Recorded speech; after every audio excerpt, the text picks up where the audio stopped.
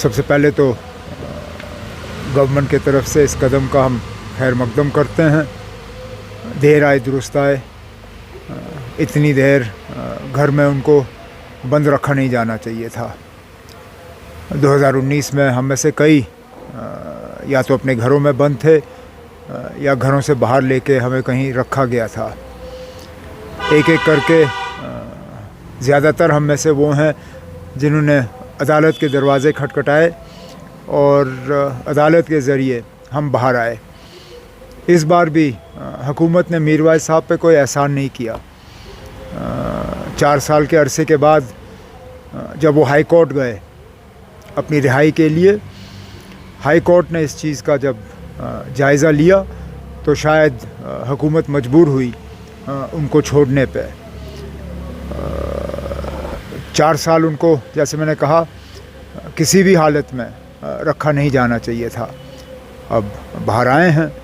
आज शायद 212, अगर मेरी गिनती सही है, 212 जुमा उन्होंने मिस किए हिरासत में रह के। तो 212 जुमा के बाद आज जामा मस्जिद में वो खुतबा जो है वो पेश करेंगे और लोगों की नज़रें उन पे होंगी।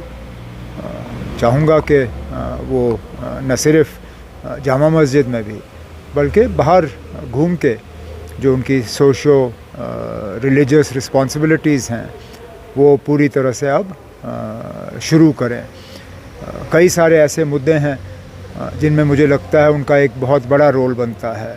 बिलखसूस जो पिछले दिनों से हम ड्रग्स की बात करते आए हैं, उसमें जो हमारे रिलीजियस लीडर्स हैं उनका एक बहुत अहम रोल बनता है।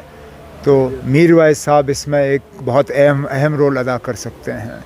जो सोशल प्रॉब्लम्स देखने को मिल रही हैं उसमें भी इनका रोल कम नहीं है। तो अब 4 साल के बाद बाहर आए हैं, जाहिर सी बात है थोड़ा वक्त तो लगेगा ही, लेकिन हम उम्मीद कर रहे हैं कि इसमें वो अपना रोल जो है वो जल्द से जल्द शुरू करेंगे। इस तरह के और किस तरह के पॉजिटिव स्टेप्स लेने की ज़रूरत है जो जम्मू कश्मीर के लोगों को राहत दे सकते हैं? सबसे बड़ा कदम आप लोगों को अपनी हुकूमत दे दीजिए, चाहे वो जो भी हो। मैं ये नहीं कहूँगा कि किसी एक पार्टी मेरी या किसी और की बननी चाहिए।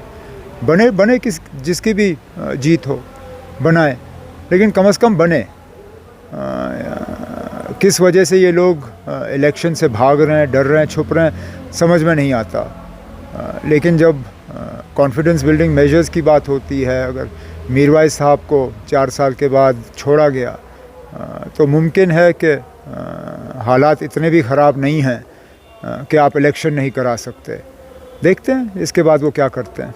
जैसे आपने कहा कि लोगों को हुकूमत दीजिए, लोगों की एक उम्मीद होती है, ऐसे लोगों को सिलेक्ट किया जाता है जिनमें एक डिसिप्लिन हो, मैनर हो, नज़्म ज़ब्त हो। आप चीफ मिनिस्टर रहे हैं, असम्बली का तकद्दुस होता है। इसी तरह नया पार्लियामेंट बनाया, वहाँ पर लोग जो जाते हैं, आम लोगों का नज़रिया होता है एक इखलाकी लोग जाते हैं। लेकिन बदकिस्मती से आज जो बीजेपी के रमेश भदौरी ने बहुजन समाजवादी पार्टी के नासिर अली को खुले लफ्ज़ों में टेररिस्ट कहा। अब अगर सिर्फ टेररिस्ट ही कहा होता, उसकी तो हमें आदत है। आप मेरा सोशल मीडिया देखिए तो टेररिस्ट बुलाने में तो ये थकते नहीं हैं, लेकिन उसके साथ जो कहा, मैं आपके चैनल को तो लोग देखते हैं, मैं वो अल्फाज यहाँ दोहराना नहीं चाहता हूँ, लेकिन शर्मिंदा भी होता हूँ कि पार्लियामेंट में इस तरह के अल्फाज इस्तेमाल किए गए। नाराज़ भी होता हूँ क्योंकि आखिरकार ये तमाम मुसलमानों के ख़िलाफ़ ये अल्फाज इस्तेमाल हुए। समझ में नहीं आता वो लोग जो बीजेपी के अंदर हैं, मुसलमान या बीजेपी के साथ जुड़े हुए हैं, वो किस तरह ये बर्दाश्त करते।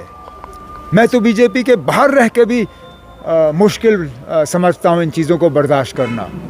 जो लोग इनके साथ मिल के काम करते हैं वो रात को सोते कैसे हैं जब उनके साथी उनके बारे में इस तरह सोचते हैं। वो अल्फाज जो उन्होंने इस्तेमाल किए वो तमाम मुसलमान कौम के ख़िलाफ़ इस्तेमाल हुए, सिर्फ एक ऑनरेबल एमपी के ख़िलाफ़ नहीं। इससे पता चल जाता है कि इन लोगों के, मुसलमानों के तहत सोच क्या है, वो हमारे बारे में क्या सोचते हैं। शर्म आनी चाहिए इन लोगों को। नया पार्लियामेंट, लेकिन वही पुरानी सोच, घटिया सोच। The DSP Adil has been arrested in many accusations, and one of which has been that he has been accused for the terror funding. So what is your take? मैं उसमें मैं क्या कह सकता हूँ? मैं चीफ मिनिस्टर हूँ नहीं, इंटेलिजेंस के रिपोर्ट्स हमारे पास आते नहीं। जाहिर सी बात है, अगर आप एक पुलिस अफसर को गिरफ्तार कर रहे हो तो आपके पास इसका सबूत ज़रूर होगा। डीएसपी आदिल को मैं यहाँ तक जानता हूँ, एयरपोर्ट में वहाँ पे एक चंद साल पहले तक वो पोस्ट थे, मिलते रहते थे। हमारी पार्टी के साथ एक ख़ानदानी रिश्ता है। मेरे एक सीनियर साथी हैं कोकरनाग के, उनके सन इन लॉ हैं, तो उस हिसाब से उस ख़ानदान पे क्या गुज़र रही होगी उसका भी मुझे एहसास है। लेकिन अगर पुलिस कहती है कि उनके पास इस सब चीज़ का सबूत है तो करें केस, और जो अदालत का फ़ैसला होगा वो सबके सिर आँखों पे। तो फिर इसमें एक चीज़ ये बात जरूरी है, आम लोग ही एनआईए रेड से बाकी एंटी करप्शन केस क्यों करें, कोई पुलिस अफसर ही क्यों नहीं सब नहीं, अब जहाँ अगर किसी के ख़िलाफ़ इल्ज़ाम हो तो उसमें तहकीकात होनी चाहिए, कोई कानून से बड़ा नहीं है।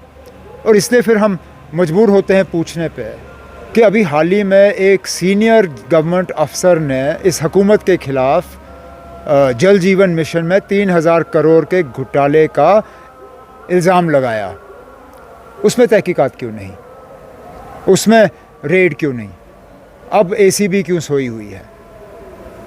अगर इल्ज़ाम है तो इल्ज़ाम, मैं ये नहीं कह रहा हूँ कि इल्ज़ाम सही है, मैं कह रहा हूँ ये इल्ज़ाम गलत भी हो सकता है, लेकिन इल्ज़ाम की तहकीकात होनी चाहिए, इंक्वायरी होनी चाहिए, इन्वेस्टिगेशन होना चाहिए।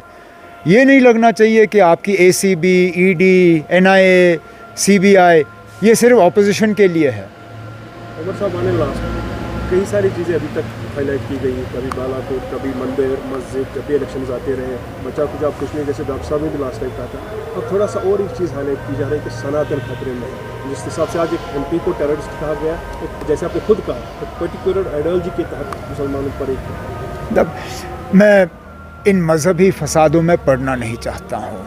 इतना ज़रूर कहूँगा कि किसी एक फ़र्द के कहने से मज़हब खतरे में नहीं पड़ता। अब मैं इस्लाम की बात कर सकता हूँ, कोई कुछ भी कहे, मैं जानता हूँ ना अब हमारा मज़हब कितना मजबूत है। इसी तरह कोई अगर हिंदू मज़हब के ख़िलाफ़ कोई बात करे, मैं तो ये समझूंगा कि वो मज़हब किसी एक के राय से बहुत ज़्यादा मजबूत है। क्यों ना उसकी राय कितनी भी मुश्किल हो हज़म करना, लेकिन अपनी जगह तो मैं ये समझूंगा कि उसके कहने से मज़हब पे असर नहीं पड़ेगा। हालांकि इस तरह की बातें होनी नहीं चाहिए। हम पॉलिटिकल जो हैं लोग हैं, पॉलिटिक्स पे हम एक दूसरे का विरोध करें, इश्यूज़ पे हम विरोध करें, गवर्नमेंट की परफॉर्मेंस पे हम विरोध करें, किसी को एतराज़ नहीं होगा। लेकिन मज़हब को निशाना बनाना या किसी के मज़हबी जज्बात को जो है उनको ज़ख्म देना, ये ना हमारे लिए अच्छा है, ना इस मुल्क के लिए अच्छा है।